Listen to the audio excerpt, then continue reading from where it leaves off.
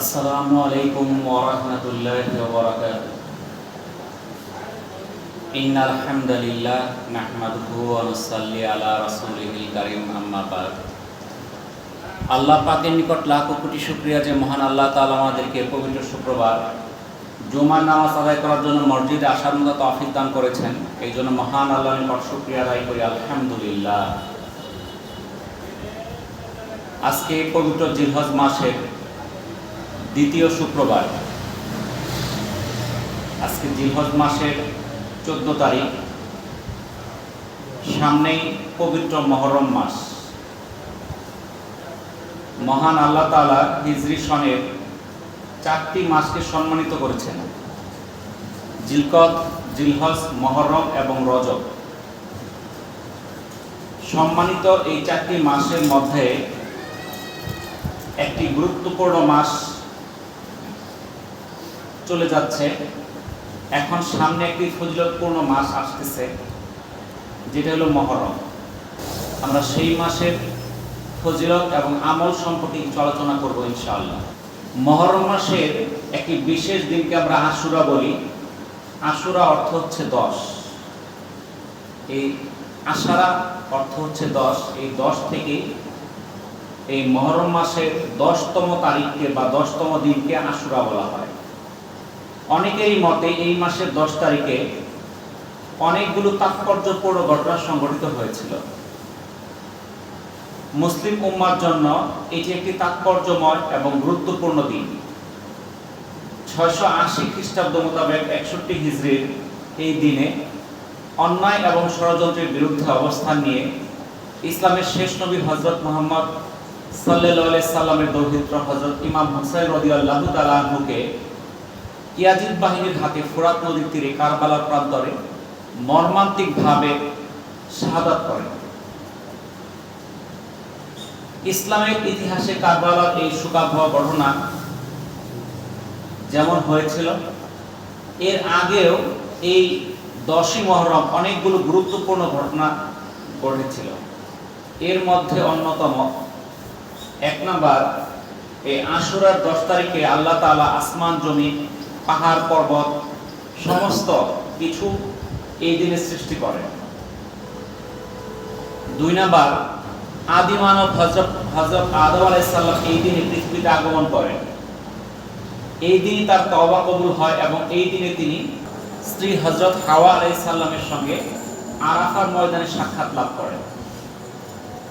এই গত কয়েকদিন আগে হজ হলো, আপনারা অনেকেই টিভিতে দেখেছেন। একটা পাহাড়ের উপর একটা সাদা স্তম্ভ আছে, যেখানে হাজার হাজার মানুষ সেই পাহাড়ে বসে আছে। সেই পাহাড়টাই হলো জাবালে রহমত।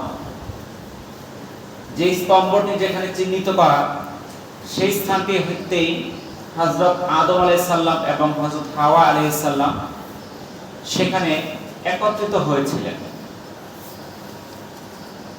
3 নাম্বার, হযরত ইউনূস আলাইহিস সালাম এই দিনে 40 দিন মাছের পেটে থাকার পর আল্লাহর রহমতে মুক্তি লাভ করেন। 4 নাম্বার, এই দিনে হযরত নূহ আলাইহিস সালামের নৌকা মহাপ্লাবন থেকে রক্ষা পেয়ে তুরস্কের জুদি নামক পাহাড়ে নোঙ্গর করে। নূহ আলাইহিস সালামের সময় যে মহাবিপর্যয় হয়েছিল, বিশাল বন্যা, অনবরত বৃষ্টি, আকাশ থেকে বৃষ্টি পড়তেছিল, আবার মাটির নিচ থেকে পানি উঠতেছিল। এরকম মহাপ্লাবন পৃথিবীতে কখনো হয় নাই। সমস্ত বড় বড় পাহাড় পর্যন্ত ডুবে গিয়েছিল। তখন হযরত নূহ আলাইহিস সালাম একটি নৌকাতে করে পৃথিবীর সমস্ত মাখলুককে জোড়ায় জোড়ায় নিয়ে অবতরণ করেছিলেন যে পাহাড়টি, সেই পাহাড়টির নাম জুদি পাহাড়, যেটা তুরস্কে অবস্থিত। এই 10ই মুহররম সেই নৌকাটা সেই জুদি নামক পাহাড়ে অবতরণ করেছিল। 5 নাম্বার, হযরত ইব্রাহিম আলাইহিস সালাম নমরুদের প্রজ্বলিত অগ্নিকুণ্ডে নিক্ষিপ্ত হওয়ার 40 দিন পর সেখান থেকে 10ই মুহররম মুক্তি লাভ করেন। আমরা জানি হযরত ইব্রাহিম আলাইহিস সালামকে নমরুদ বিশাল এক অগ্নিকুণ্ডে নিক্ষেপ করেছিল।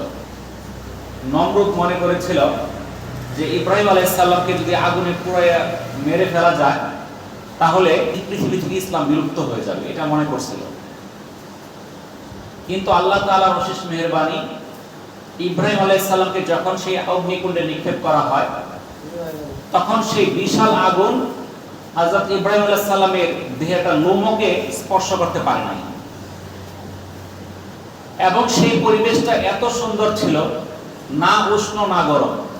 এবং হযরত ইব্রাহিম আলাইহিস সালাম বলেন, উনি যতদিন এই 40 দিন সেই অগ্নিকুণ্ডে ছিলেন, তার সেই সময়টা তার জীবদ্দশার সবচেয়ে একটা আরামদায়ক পরিবেশে ছিলেন। সেই বিশাল অগ্নিকুণ্ড থেকে যখন তাকে উদ্ধার করা হয়, যখন দেখা গেল আগুন থেকে সবাই ধারণা করছিল হযরত ইব্রাহিম আলাইহিস সালাম পুড়ে ছারখার হয়ে গেছে, কিন্তু যখন আগুন নিভানো হলো, 40 দিন পর ওইখান থেকে যখন ইব্রাহিম আলাইহিস সালাম সশরীরে সুস্থভাবে বের হয়ে আসলেন, এই ঘটনা দেখে অসংখ্য কাফিররা ইসলাম গ্রহণ করতে শুরু করলো, আর নমরুদের যে ইচ্ছা ছিল তা ব্যর্থ হলো। সেই দিনটা ছিল মুহররমের দিন বা 10ই মুহররম। 6 নাম্বার, হযরত আইয়ুব আলাইহিস সালামকে আল্লাহ তাআলা এক দুরারোগ্য ব্যাধিতে কি করছিলেন, নিপতিত করছিলেন। এটা বিশাল পরীক্ষা। আল্লাহ তাআলা আল্লাহর প্রিয় বান্দাদেরকে কঠিন কঠিন বিপদ দিয়ে পরীক্ষা করেন। আর আমাদের মতো যারা, তাদেরকে তো বড় বিপদ দিলে তো ঈমানই থাকবে না। তাদের ওরকম মজবুত ঈমান ছিল দেখে আল্লাহ তাআলা তাদের ওরকম কঠিন কঠিন পরীক্ষা নিয়েছেন। আর আমরা ছোট পরীক্ষার মধ্যে আমরা ভয় পেয়ে যাই। কিন্তু এগুলো আমাদের শিক্ষণীয় বিষয়। এই যে নবী রাসূলের কাহিনী আল্লাহ তাআলা যে কোরআনের মধ্যে এবং রাসূলের মাধ্যমে হাদিসে বর্ণনা করেছেন, এটা আমাদের শিক্ষার জন্য। হযরত আইয়ুব আলাইহিস সালাম দীর্ঘ 18 বছর উনি রোগে এমন অবস্থায় ছিলেন, তার একমাত্র স্ত্রী ছাড়া বাকি সবাই তাকে ছেড়ে চলে গিয়েছিল। তার ধারে কাছে কেউ যাইতো না। তার শরীর পচা ধরে গিয়েছিল, দুর্গন্ধ হয়েছিল। সে 18 বছর পর এই রোগের সুখে ভোগ করার পর 10ই মুহররম উনি রোগ থেকে মুক্তি লাভ করেন। হযরত ইয়াকুব আলাইহিস সালামের পুত্র হযরত ইউসুফ আলাইহিস সালাম, তার 11 ভাইয়ের ষড়যন্ত্রের কারণে তিনি একটা কূপে তাকে ফালাইয়া তার 10 ভাই চলে গিয়েছিল। সেই কাহিনী আমরা জানি। দীর্ঘ 40 বছর পর 10ই মুহররম হযরত ইউসুফ আলাইহিস সালাম তার পিতার সঙ্গে সাক্ষাৎ লাভ করেন। 8 নাম্বার, হযরত মূসা আলাইহিস সালাম ফিরাউনের অত্যাচারিত ছিলেন। তার নিষ্কৃতি লাভের জন্য সেই ফিরাউনকে লোহিত সাগরে আল্লাহ তাআলা ডুবিয়ে মারেন। আর মূসা আলাইহিস সালাম ও তার দলেরা কোন রকম সমস্যা ছাড়াই সাগরের মধ্যে দিয়ে সাগর পার হয়ে যান। 9 নাম্বার, হযরত ঈসা আলাইহিস সালাম জন্মগ্রহণ করেন এবং জাতির লোকেরা তাকে হত্যা চেষ্টা করলে আল্লাহ পাক তাকে আসমানে উঠিয়ে নিয়ে মুক্তি দান করেন। এই 10ই মুহররম হযরত ঈসা আলাইহিস সালাম কি করেন, জন্মগ্রহণ করেন। এবং এই দিনই তাকে যখন তার জাতির লোকেরা তাকে হত্যা করার চেষ্টা করে, তখন আল্লাহ তাআলা তাকে আসমানে উঠায় নেন। 10 নম্বর হচ্ছে কারবালার প্রান্তরে হযরত ইমাম হোসেন রাদিয়াল্লাহু তাআলা আনহু এর পরিবার পরিজন সহ এই দিনকে দুষ্কৃতিকারীরা কি করেন, শাহাদাত বরণ করেন, হত্যা করেন। এছাড়া বলা আছে 10 তারিখেই, এই আশুরার 10 তারিখে কিয়ামত সংঘটিত হবে। তাহলে এই যে সামনে যে মাসটা আসছে মুহররম মাস, তার মধ্যে পৃথিবীর সৃষ্টি থেকে শুরু করে পৃথিবীর শেষ পর্যন্ত অসংখ্য ঘটনা সংঘটিত হয়েছে। কারণ এই দিন আল্লাহ তাআলা পৃথিবী সৃষ্টি করেছেন, এই দিন আল্লাহ তাআলা পৃথিবী ধ্বংস করবেন। আর এর মধ্যে অনেকগুলো ঘটনা হয়েছে। আর এই ঘটনাগুলোর মধ্যে আমরা জানি আমাদের হৃদয় বিদারক ঘটনা, আল্লাহ রাসূলের প্রিয় দৌহিত্র ইমাম হোসেন রাদিয়াল্লাহু তাআলা আনহুকে নির্মমভাবে শাহাদাত বরণ করেছিলেন।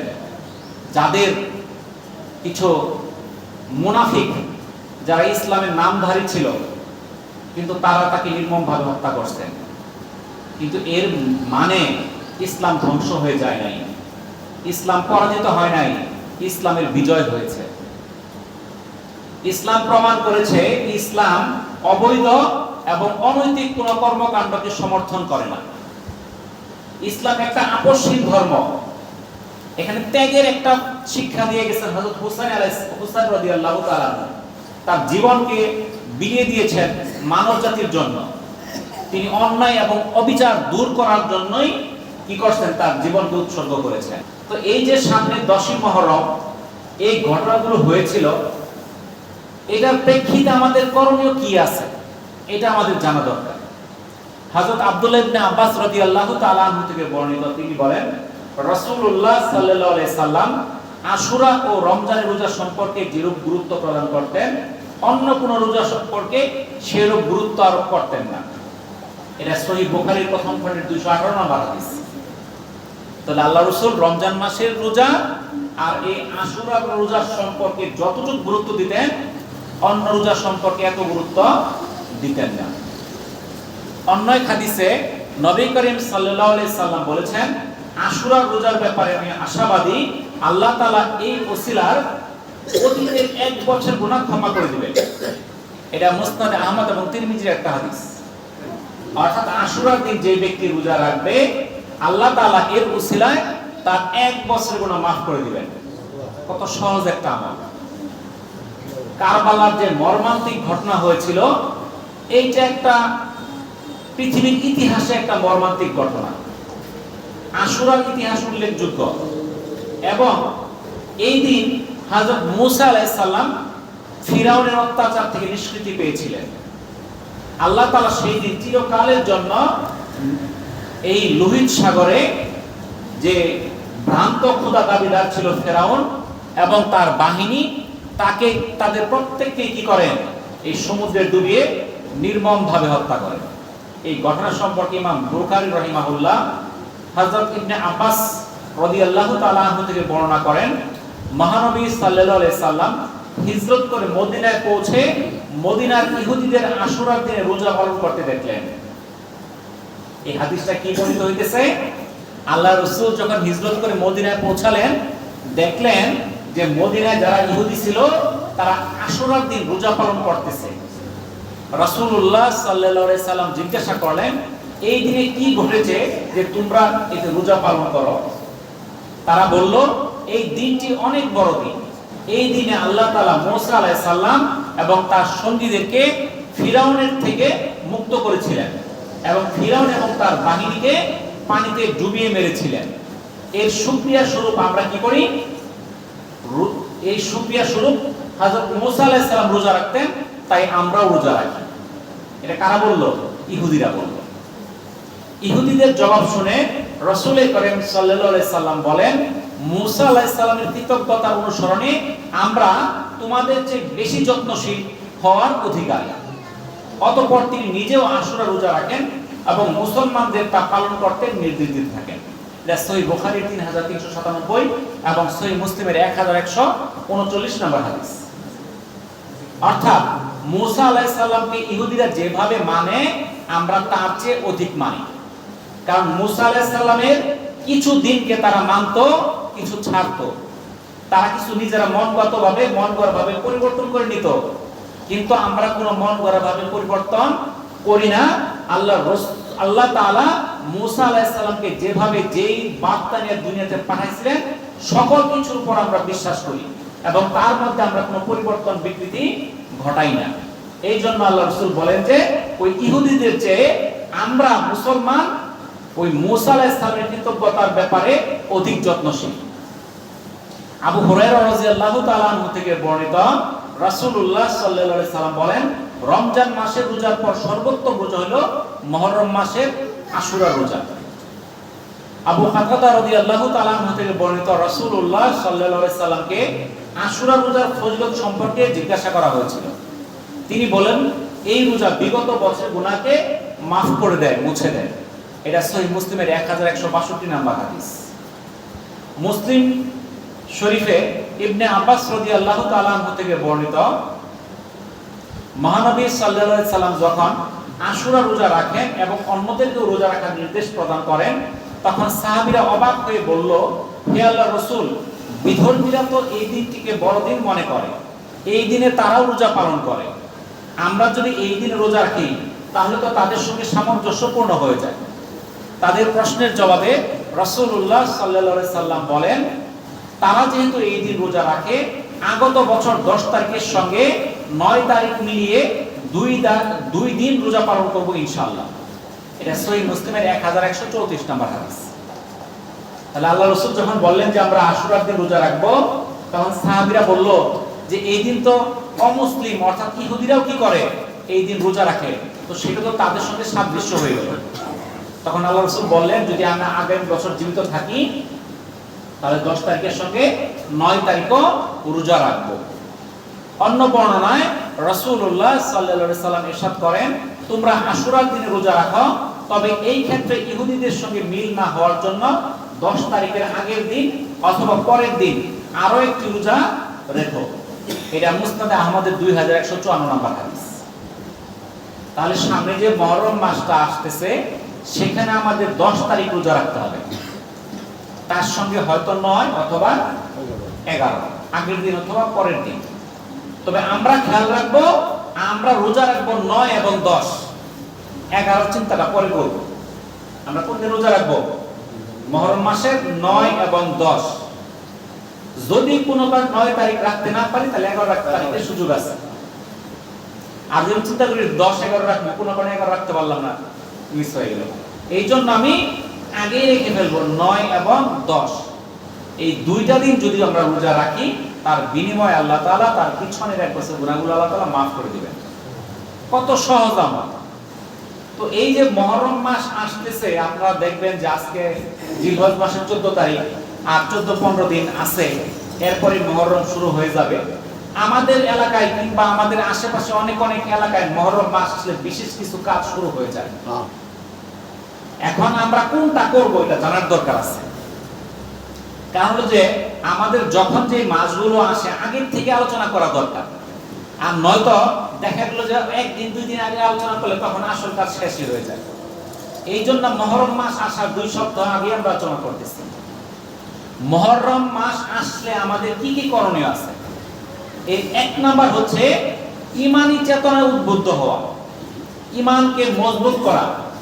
কারণ এই দিনে আল্লাহ রাসূলের আগে আরো যারা নবী এসেছিলেন দুনিয়াতে, কারণ আল্লাহ রাসূল ছিলেন সর্বশেষ নবী, তার আগে আরো যারা নবী এসেছিলেন, আম্বিয়া কেরাম এসেছিলেন, তাদের বিভিন্ন ঘটনা এবং তারা সেই ঘটনার মাধ্যমে তাদের ঈমান বৃদ্ধি পেয়েছিল এবং তাদের দেখা দেখে অসংখ্য মানুষ ঈমান গ্রহণ করেছিল। তাহলে এই দিনটা একটা ঈমান বৃদ্ধির একটা দিন। এই দিনেই তো হযরত ইব্রাহিম আলাইহিস সালামকে অগ্নিকুণ্ড থেকে উঠানো হয়েছিল। যখন উঠছিল তখন ইব্রাহিম আলাইহিস সালাম ঈমান আগের যে শক্ত না দুর্বল হয়েছিল, শক্ত হয়েছিল। যে আগুনে যখন নিক্ষেপ করেছিল, যদিও হয়তো মনের মধ্যে একটু ভয়ের সঞ্চার হয়েছিল, হয়ে থাকতেও পারে, কিন্তু যখন উঠে আসলেন তখন ওনার কোনো সন্দেহ রইল না যে আল্লাহ তাআলা যাকে রক্ষা করে তাকে মেরে ফেলার কোনো ক্ষমতা নাই। অর্থাৎ আল্লাহ যাকে বাঁচাবে তাকে দুনিয়ার মাখলুক, সমস্ত মাখলুকে তাকে মারতে পারবে না। আর আল্লাহ তাকে যদি কারো ধ্বংস করে, দুনিয়ার সমস্ত মানুষ তাকে বাঁচাতে পারবে না। এই ঘটনা একটা শিক্ষা হলো ইব্রাহিম আলাইহিস সালাম। তাহলে এই ঈমানি চেতনা আমাদের বৃদ্ধি করতে হবে। আমরা যে ভয় পেয়ে যাই, আমরা দিন থেকে দূরে চলে যাই, আমরা মনে করি যে আমি নামাজ পড়লে আমার ব্যবসা নষ্ট হয়ে যাবে, আমার কৃষিকাজ নষ্ট হয়ে যাবে, আমার কামাই রোজগার বন্ধ হয়ে যাবে, এই চিন্তা অনেকেই করি। আমরা অনেকেই রোজার মাসে আমরা বিভিন্ন কাজকর্ম করি, আমরা রোজা ছাইড়া দিয়ে পরিশ্রমের কাজ করি, বলি যে আমরা খামুকি, এটা আমরা বলি না। কিন্তু যারা রোজা রাখে, যাদের ঈমান দৃঢ় আছে, তারা ওই মাসে কষ্ট করে খাইলেও রোজা রাখে, কাজ কম করে হইলেও তারা রোজা রাখে। তাহলে আমাদের ঈমানি চেতনা উদ্বুদ্ধ হইতে হবে। 2 নাম্বার কাজ হলো আমাদের আশুরার দিনে রোজা রাখতে হবে। 3 নাম্বার ক্ষমা প্রার্থনা করা, কারণ এই দিনে বিভিন্ন নবী এবং আম্বিয়া কেরামের দোয়া আল্লাহ তাআলা কবুল করেছেন। এই দিনে হযরত মূসা আলাইহিস সালামকে আল্লাহ তাআলা রক্ষা করেছেন, হযরত ইউনূস আলাইহিস সালামকে মাছের পেট থেকে উদ্ধার করেছেন। এরকম অনেক নবীর ঘটনা তো এখানে ঘটেছে। আমি প্রথমে বললাম যে ঘটনাগুলো এই দিনে আল্লাহ তাআলা তাদের দোয়াগুলো কবুল করেছেন। হযরত আদম আলাইহিস সালাম এবং হযরত হাওয়া আলাইহিস সালামকে আরাফার ময়দানে একত্রিত করেছেন, ওই দিন দোয়া কবুল করেছেন। তাহলে ওই দিন তো দোয়া কবুলের একটা দিন, তাহলে আমরা ওই দিন বেশি বেশি দোয়া করব। 4 নাম্বার ত্যাগ এবং কুরবানির শিক্ষা। এই দিন ইসলামের জন্য জীবনকে ত্যাগ করেছিলেন কে? হযরত হুসাইন রাদিয়াল্লাহু তাআলা আনহু। ওনার জীবনের বিনিময়ে উনি অন্যায়কে কি করছেন? প্রশ্রয় দেন নাই। উনি অন্যায়ের বিরুদ্ধে প্রতিবাদ করছেন। আমাদেরও সেই শিক্ষা নিতে হবে। আশুরার দিন আরেকটা কাজ হলো, যারা ইফতার রোজা রাখে তাদের ইফতারির ব্যবস্থা করা, সেদিন ভালো খাওয়ার ব্যবস্থা করা যারা রোজা রাখে তাদের জন্য। কিন্তু আমরা আশুরার দিনে এই কাজগুলো না কইরা আমরা কিছু বর্জনীয় কাজ করি, যেই কাজগুলো আমাদের জন্য করণীয় না, এগুলোই আমরা করি। আমাদের নকলাতে আছে, নকলা দরগা বাজার, আপনার নাম শুনছেন অনেকেই। ওখানে 1 তারিখ থেকে মাইক ট্যাক বাজার শুরু হয়ে যাবে, ঢোল তবলা আইসা পড়বে, তারপরে আপনার ওই যে জারি সারি বিভিন্ন বাউল গান টান এগুলো চলবে। এই গান টান বলে তারা মনে করলো যে তাদের ইবাদত শেষ হয়ে গেছে, তারা 10 দিন ইবাদত করলো। গান বাজনার মাধ্যমে কি ইবাদত করা যায় বলেন?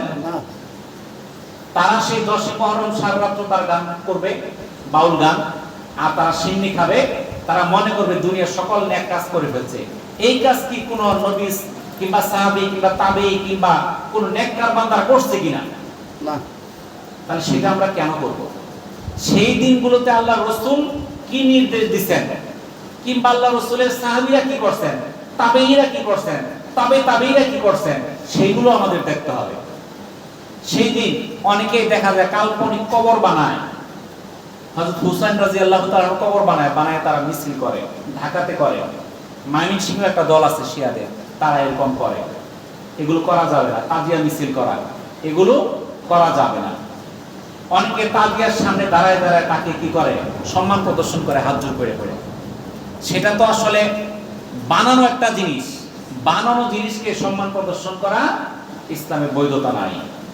তারপর দেখা যায় আপনার টিভির মধ্যে দেখবেন অনেকে শিকল দিয়ে পিঠের মধ্যে আঘাত করতেছে, শরীর থেকে রক্ত বের হইতেছে, এরকম দেখেন আপনারা। 10 মুহররম এটা করে, এটাও সম্পূর্ণ নিষেধ।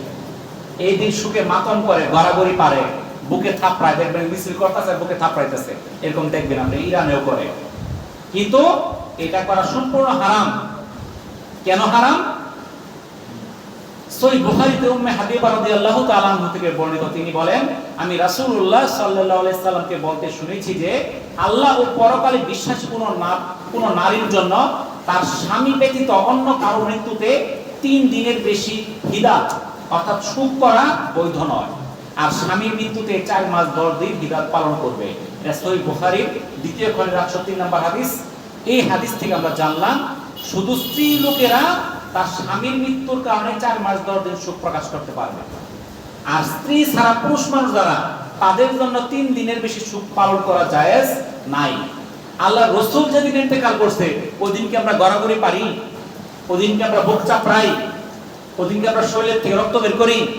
তাহলে যদি কেউ আল্লাহ রাসূলের চেয়ে কাউকে বেশি বড় মনে করে, সে কুফরি করল। কি বলেন? রাসূলের চেয়ে কাউকে বড় মনে করা যাবে না। সে রাসূলের সন্তান হোক, রাসূলের নাতি হোক, রাসূলের স্ত্রী হোক, রাসূলের চেয়ে বড় কাউকে মনে করা যাবে না। তারা অবশ্যই সম্মানিত, আমাদের চেয়ে হাজার হাজার কোটি কোটি গুণ সম্মানিত, কিন্তু রাসূলের চেয়ে না। এটা মনে রাখতে হবে। তাহলে রাসূলের মৃত্যুর দিন আমরা কেউ সুখ মাতম করি না, আমরা বুক চাপড়াই না। আমরা হুসাইন রাদিয়াল্লাহু তাআলা আনহুর জন্য ওই দিন আমরা বুক চাপড়াবো না। কেন? কারণ 3 দিনের বেশি কারোর জন্য সুখ করা, মাতম করা এটা ইসলামে নিষিদ্ধ। অনেকে সেই দিন যুদ্ধের সাজ সরঞ্জাম বানায়, ঘোড়া বানায় কি করে? মিছিল করে, হাই হোসেন বলে বলে তারা বুক চাপড়ায়, শরীরে আঘাত করে। অনেকে ফুল দিয়া তাজিয়া বানায়, এগুলো সম্পূর্ণ হারাম। অনেকে কালো কাপড় পরে থাকে, সবাই কালো কাপড় পরে। ওই দিন কালো আমরা বেশ করি না, ওই দিন তারা কালো পোশাক পরে, সব কালো পোশাক পরে থাকে, সবুজ রঙের তাজিয়া বানায়, এগুলো সম্পূর্ণ নিষিদ্ধ। আর বিভিন্ন জায়গায় সিন্নির আয়োজন হয়, মাজারে বিভিন্ন মাজারে গান বাজনা হয়, সিন্নির আয়োজন হয়, মানত করে। আমরা কি এই কাজ করব? এই কাজ কখনো করা যাবে না। এই কাজ না করে আমরা কোন কাজগুলো করব? যেই কাজগুলো ইসলাম আমাদেরকে অনুমতি দিয়েছে, আল্লাহ রাসূল যেই কাজের নির্দেশ দিয়েছে, আল্লাহ রাসূল নির্দেশ দিয়েছে কি করো? তোমরা আশুরার দিন রোজা রাখো, আর আমনে সিন্নি খাইলেন। তাহলে রাসূলের কথা মানলেন আপনি? রাসূল নিজে রোজা রাখছে, অন্যদেরকে রোজার জন্য উৎসাহিত করছে। এই আশুরা রোজা গুরুত্ব এত বেশি দিছে, রমজান ছাড়া অন্য কোন রোজাকে এত গুরুত্ব আল্লাহ রাসূল দেন নাই। তাহলে আমরা ওই দিন রোজা না রাখা আমরা সিন্নি খাওয়ার আয়োজন করলাম, জিলাপি খাওয়ার আয়োজন করলাম, তাহলে আমরা কি করলাম? আল্লাহ রাসূলের বিরুদ্ধাচরণ করলাম। হযরত আবু হুরায়রা রাদিয়াল্লাহু তাআলা থেকে বর্ণিত, মহান আল্লাহ তাআলা বলেন, আমি যার কোনো প্রিয়জনকে উঠিয়ে নেই আর সে ধৈর্য ধারণ করে এবং নেকির আশা রাখে, আমি তাকে জান্নাত দিয়ে সন্তুষ্ট করব। এটা একটা তিরমিজির হাদিস। তাহলে যখন আমাদের আপনজন, জ্ঞানী, গুণী, সম্মানিত ব্যক্তি মারা যাবে, আমরা ধৈর্য ধারণ করব নেকের আশায়, তাহলে আল্লাহ তাআলা এর বিনিময়ে আমাদেরকে জান্নাত দিয়ে সন্তুষ্ট করবেন। আর আমরা যদি সুখে মাতন করি, আমরা বুক চাপড়াই, তাই এটাতে গুনাহ ছাড়া অন্য কিছু হবে না। আমাদের নিজেদের আমল নিজেদের করতে হবে, প্রত্যেকের আমল প্রত্যেকে করতে হবে। আমল কিন্তু যার যার। আমরা যখন হাসরের ময়দানে যাব, তখন একে অপর কাউকে চিনবে না। পিতা তার সন্তানকে চিনবে না, মা তার সন্তানকে চিনবে না। আপনি দুনিয়াতে দেখেন, করোনার ঘটনা হচ্ছে, করোনাতে অনেকেই মারা গেছে, তার সন্তান পর্যন্ত কবর দিতে যায় নাই, লাশ ধুতে যায় নাই।